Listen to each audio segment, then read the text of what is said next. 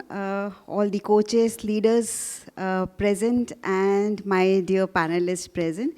So today we have a panel discussion on coaching skills in heightened VUCA world. So we all are aware of the VUCA world, but then what are the intricacies, or how a leader or a coach role can be in the VUCA world.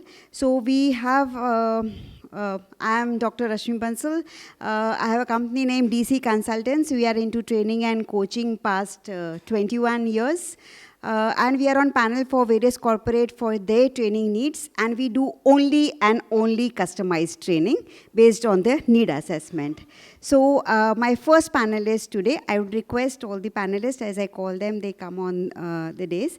We have Mr. Lokesh Nathani. He's a motivational speaker, storyteller, curator, and mentor. He's a TEDx speaker and founder of My Innings. His mantra in life is, if you can tell a story, you can influence. If you can influence, you can change lives. Second panelist for the day is Mr. Puneet Mehrotra. He's a global leadership and business transformation coach. Puneet has his diverse, inspiring journey of 24 years, has been an authentic, innovative, and passionate leader and a global coach. So that's the proof that we are talking about the VUCA world. So our third panelist is David. He's a Group HR General Manager, Canmo Group, Indonesia. He's an esteemed Group HR General Manager, Canmo, and which is a channel retailer.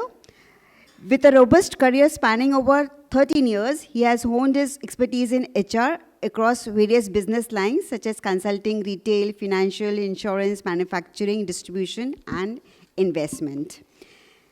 And finally, we have Dr. Ajay Bakshi as our fourth panelist. He is author, executive coach to CEO, and managing director, Metamorphosis Unlimited. So I welcome you all, the panelists. So to begin with, why does Bill Gates say that everyone needs a coach? Turbulences, high demands, and the urgency are all characteristics of a VUCA world that demands to disrupt the traditional approaches. So here's the discussion on coaching in the heightened VUCA world. So to begin with, let us know from Lokesh. Lokesh is here. What is the impact of VUCA in today's world? Thanks, Dr. Rashmi. Good afternoon, everybody.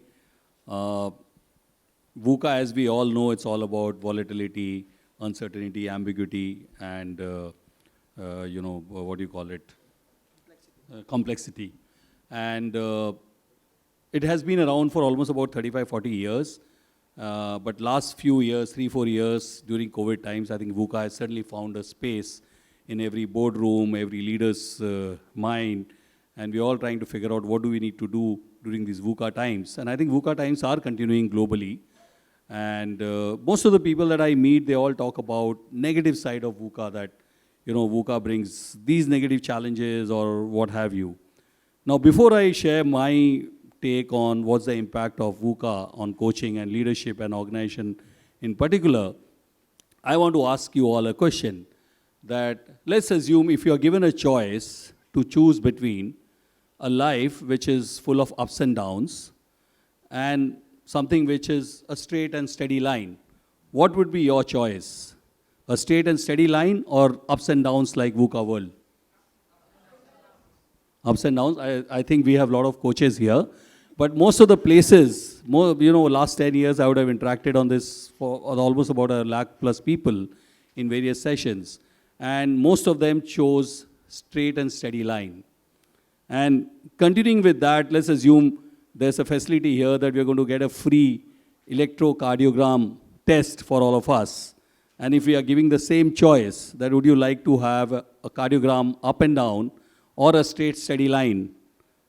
What is that we are going to choose? I'm sure up and down, right? And that's the most obvious answer, because straight line means no life. So the point is that the universe also has been designed in such a way that the moment it's a straight, steady line, there is no life. And that's the reason I think VUCA is very, very important for all of us. I'm a very positive person, and I always look at the positive side of everything. And I personally feel that in last few years, I think VUCA has made a lot of positive impacts in our life. I think organizations have become far more resilient. They have been far more innovative. The efficiency levels have gone up. As humans, we become more, we have more empathy now. I think we can deal with challenges much better than what we were. We have invested a lot in health infrastructure, which was missing all this while. And VUCA taught us that actually we can work from home and save a lot of money on the infrastructure. So many a times, when, especially when I talk to few CEOs and say, wow, great, your profitability has gone up in last few years, is that I can't take the credit. It's the COVID, because we started working from home and the cost came down. So I think there are a lot of positive impacts on VUCA. It depends how you look at it. I personally feel that I'm okay to have VUCA in my life, because without volatility, there's no life, and I'm more than happy with it. So I think there's a lot of positive impact. Negatives, we all know about it, so I don't really need to talk about it. Yeah. Yes, Lokesh. Yes, VUCA has changed how we live, work, and relate to each other. Everything has changed, and good to talk about the positive impact of VUCA.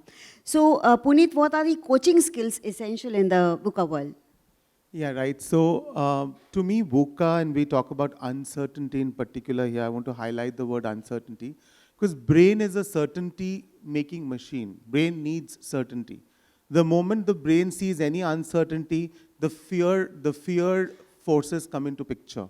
Remember, what we need in the VUCA environment, where everything is complex, ambiguous, disruptions, brain needs to be at its functional best. That's what is the need of the hour. But what actually ends up happening is, because there is ambiguity, because there is uncertainty, the brain, the emotional brain or the reptilian brain takes over the logical brain. I think we have to really understand, everybody must be knowing, but it is important for coaches to recognize and leaders to recognize. When I speak here, I don't just speak for coaches coaching leaders, but every leader and everybody is a coach in their own right. So humans in general, during VUCA times, are very susceptible to being hijacked. The emotional brain easily hijacks your thinking brain. And if thinking brain gets hijacked, you will not have innovation, you will not have thinking, you will not have problem solving, which is the need of the hour in VUCA. So it's a paradox in itself. What is required then is a lot of empathy. Because during COVID, we all saw that while we all seemed to be in the same storm, we were on different boats. If we all thought that we were in the same storm and did not recognize everyone's boat, somebody was on a ship, somebody was on a boat, somebody was on a wooden plank in that storm. So it's very important to have much more empathy for leaders, coaches to have heightened empathy. Coaches are known to have empathy. But all I'm trying to say here is that there's the CC2, in the coaching mindset, has to be a lot more robust when you're dealing with VUCA times, and leaders who are going through the VUCA times. We need to really have much stronger presence, much more unconditional positive regard, very, very low on judgment. We are humans at the end of the day. But I think those become even more important. Chemistry is very important. Discovery is very important. In fact, even before you can go into any goal setting, or you can go deep into the goal-based coaching, a deep discovery with a great chemistry is the need of the hour. Because you want them to be vulnerable. Classically, we've been taught to be strong as leaders, but in VUCA times, nobody has the answers. So does the leader open up to tell you, hey, I'm scared, hey, I'm afraid, I don't have the answers? If a coach is not able to get that unpacking of emotions on the table with the coachee, whether a leader, and if the leader is not able to get that from his people, then everything is going to fall apart. So those are some of my comments. Not some, but the key word I could get from you was discover. Yeah, a lot of discovery. When you say, like emotions, you said that... unpacking. Yes. And someone has said that it is like we either think logically or pathologically. So emotions are pathological. And pathology, any pathology, you have to microscopically deal. And as coaches, rightly pointed by Puneet, that you need to discover, and to discover, you have to microscopically go into your coachee mind, get to their side with empathy, and do that. So we have David here. David, with your HR experience, tell us that how does the traditional coaching and the leadership in the traditional leadership and the VUCA world leadership varies? Okay, thank you so much. Basically, traditional leadership, maybe you already know that leadership is important matters in organizations in VUCA world or before VUCA world.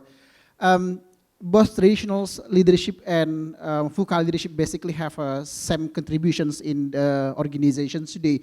Depends on what your business needs and the situation itself, right?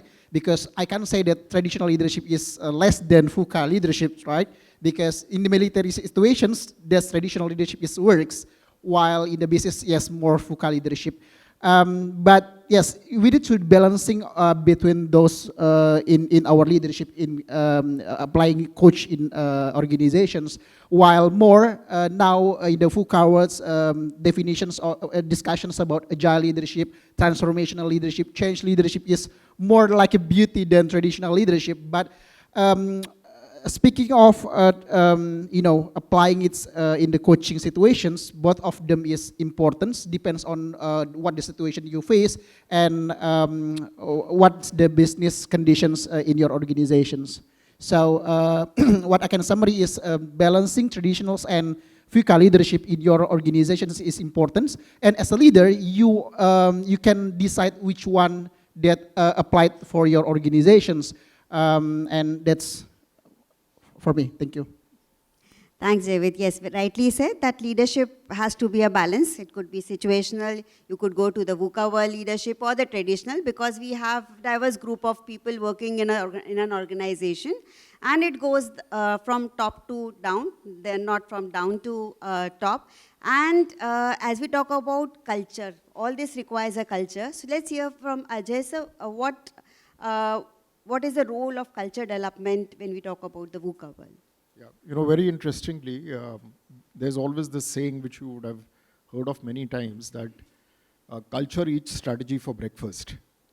And this is something which I've experienced, having been a former CHRO and a C-suite leader myself, and now an executive coach. Usually organizations have a fairly robust strategy in place. Leaders they're well versed with their line of business. They have some vision. Now, whether the vision is right or not, very often it's a right vision, I would say. At times it isn't. But they have a vision of what their business will look like in the future. So they have a strategy in place and how to get there. The culture and the right structure to support the strategy at times is a roadblock when it comes down to execution and getting things done on the ground. Now, structure is, do you have the right target operating model? Do you have the right resources working with you? Do you have the right skills? And more importantly, what is the culture which you're trying to drive? A classic case again is in the COVID situation. Organizations which were very traditional in nature and which said that fine, you have to show up in office at a particular time and and you need to clock in those many hours at work at office. All of a sudden, they had to change the entire DNA of their organization and come to a work from home model or a part-time working home model. That itself required a tremendous amount of culture change in traditional organizations, let's say in manufacturing. IT industries already worked on a hybrid model, it was easier. So manufacturing, the banking and financial services industry, which was 100% work from office, went through a major culture change. And what worked in organizations, and in fact my coaching practice grew maximum during the COVID times, where a number of senior leaders were consulting you or coaching you on how do we handle and how do we navigate this change. Nobody has been through a COVID-like pandemic, at least not in our lifetime. There was the swine flu pandemic earlier. One has seen financial recessionary cycles as well. But all of a sudden, a pandemic of this size, this magnitude, has been literally earth-shaking and has impacted everyone globally. So leaders to change, leaders had to reinvent their strategy, and they also had to reinvent the culture, which they would now set for the organization. And the culture meant more agility, more flexibility, and more the openness to learn and unlearn from the past. Quote unquote, unlearn from the past. So I think to build a culture, it starts from the top, and leaders do need coaches to help them provide a neutral point of view, and leaders need to be coaches for teams down the line to drive a culture of agility, consistency, flexibility, innovation, which eventually leads to performance. Yes, rightly said, Ajay. Reinvention is the key word, I could say. And coaching, when we talk about the industry or sector 4.0, coaching plays an essential role in that. And it is extremely important to orient the coaching sessions towards creating awareness as well as understanding of the VUCA world. And it can be only done when we break the VUCA in its components, like volatile, uncertain, complex, and ambiguous word. So each has its own causes and each has its own resolutions. So Puneet, how can coaching sessions be modeled to clarify vision to overcome the volatility? So, as I mentioned, that this is a process of co-creation. I mean, when you're talking about a coaching process, the vision essentially is coming from the coachee. You want their vision. It's not the coach's vision. But we do hold a safe space. We partner with them on this co-creative journey. That's the milieu we are talking about here. And here I'm not talking about classical coaching where an external coach coaches. I'm also talking about a leader who's supposed to co-create vision with his team. That also needs fair bit of coaching and co-creation over there. So I'm going to apply a little both. Now, I often have this analogy. Shah Jahan one day thought he has to build a Taj Mahal for Mumtaz Mahal and says, come on, everybody in Agra said, let's come together. You've got to build the Mumtaz Mahal, Taj Mahal, because I'm in love with her. I don't know whether you're in love with her or not, but this is what you have to build, and their hands were chopped off, is what is anecdotal reference. Who's interested in building anybody's Taj Mahal today? Let's leaders be very clear that nobody is interested in building their Taj.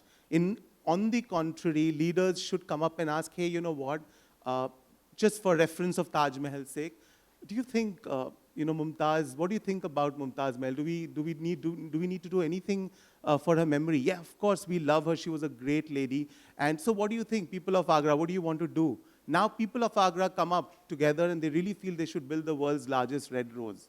Now they get on with that job on their own, and Shah Jahan is all hands off, totally supporting them, and people of Agra have decided to build something. I think why vision has to come from this space of co-creation. Gone are the days where leaders will stand up and say, hey, this is the vision, do it. Nobody's going to do that. More so in VUCA times, now coming back to the VUCA world, leaders also may not know exactly what has to be done. So it's very important for leaders to accept the vulnerability, hey, I don't know, but I've got great team, let's put all hands on the deck and co-create together. Now from a coach's point of view purely, now if this is the setting, then the coaches have to be very cognizant of the state of mind of the coachees, no matter who, whether it's a CEO or N-1 or whoever. So again, it comes back to my question of the deep discovery. There are 5 A's that I take care of personally. My favorite being the first A, which is self-assessment and assessment of your environment. In a discovery process, it's very critical to have self-assessment is the highest level of assessment, but only for people who are very self-aware. Otherwise, most of the time, we have a lot of blind spots, so self-awareness does not work. And therefore, you need 360, you need personality test, you need inputs from the environment. Second is it raises your awareness. And third is the most critical, which is acceptance. Unless there is acceptance by the leader, whether it's the vision's acceptance by the people or the leader's acceptance of the vision, nothing moves forward. So to me, the most critical step in any change or any acceptance of a visioning is the acceptance part. And then it leads to actions in line with the vision. So I think these are some of the thoughts I have. Yeah, thank you, Puneet, for that. Lokesh, so how can coaches create an understanding to deal with the uncertainty part of VUCA? I think one of the key is, first the coach should be self-aware about what's happening around, and then create that self-awareness to the coachee as well. I think that's the key. Because if I am myself as a coach not aware about the uncertainty that is going through, and as Puneet said, I need to figure out how do I help my coachee to discover or dive deep into himself to find answers, because as we say that the answers lies within. So I think to deal with uncertainty, the most important thing is being aware that uncertainty exists, and the A's that Puneet spoke about, I think that should be a good starting point. Yeah. Okay. So Ajay, when we talk about complexity, so now they both have mentioned about acceptance, awareness. So now when we talk about complexity, then how clarity can be there about if we talk about the vision or we talk about more complexities of VUCA world, the fast changing world. So how can one create as a coach clarity to the coachee? So, moving from complexity, to creating structure and clarity around it, and finding a method to the madness, as the way I would call it. It's first about understanding the mindset of the people whom you are trying to transform, at what stage they are in. Typically, in any change or in any complex situation, I call it as the 4 blocks, or the 4 rooms, or the 4 windows here. So the first part is contentment, where people are in a comfort zone and they don't want to change. Or when they come across a complex problem, they say that, fine, I'm happy in my current situation, I'm happy with the status quo, I don't want to change. The second room, which we call as a state of denial. In a state of complexity, a person can be in a state of denial, and again, we've seen the COVID situation. People were resistant, there were sudden changes made to the policies, structure, things like lockdown, wearing masks, none of us were used to that. So moving into a state of denial, resisting change or resisting the complexity associated with change, then it moves on to a state of confusion, which is not a bad state. A state of confusion is all about knowing, or rather not knowing what to do. And that is where clarity will start emerging, where coaches will play a very important role in navigating people from the state of contentment, then denial, and reaching a stage of confusion, where a coach will be able to co-create workable solutions with them, and then transform them to a state of renewal, where they get the opportunity to explore options, evaluate options, choose the best option, and then apply it at the workplace. And when they apply it at the workplace, they see success, and that success leads to sustainability. Thank you. Right. Yes, rightly said. So, any leader in the organization, or specifically if I talk about HR, they are the change agents. So, David, how can a leader create an agile team to deal with the ambiguity part of VUCA world? Okay, thank you. The last part of the VUCA model basically transforming ambiguity into agility, right? Basically, there are 6 that we can do transforming from the traditional way of coaching into the agile methodology. First is we move from predictive or long-term plannings in the traditional into more visionary and strategic, and providing a clear directions to organizations. The second one is from control work or task assignment into the fostering self-organizations. We providing a self-motivator team, collaborative effectively, and distributed work accordingly without minimum conflict, and can manage chaos, something like that. The third one is from optimizing utilizations into supporting teams by eliminating their impeding them. And then try to, from the, sometimes we blame our team members into a better understanding of the VUCA challenge, right? The other is, enabling the autonomy from our teams, providing them a space. If I can, take from the mic about the space from them to mastering something in their job, and then considering as motivations. The last one is management move from the WARE sprints review. And I can say from Dr. Shure's speech in the beginning about who I am. I mean, like, moving from the traditional way of ambiguity into agility, we need to understand about our positions, who I am, and then, taking a space as leaders to motivate our teams into more agiles in organizations. I think that's, thank you. Yes. So I guess when we talk about as coaches in the VUCA world, it's a collaborative and a developmental process to get to the coachee understand that YFM, that is what's in it for me. So thank you panelists for sharing insights. So in an industry or organization that affected by VUCA, you have 2 choices. Either you manage the VUCA or allow the VUCA manage you by way of coaching and empowering your coachee. So thank you so much for being on time. We are on time, Suresh. Thank you for the opportunity.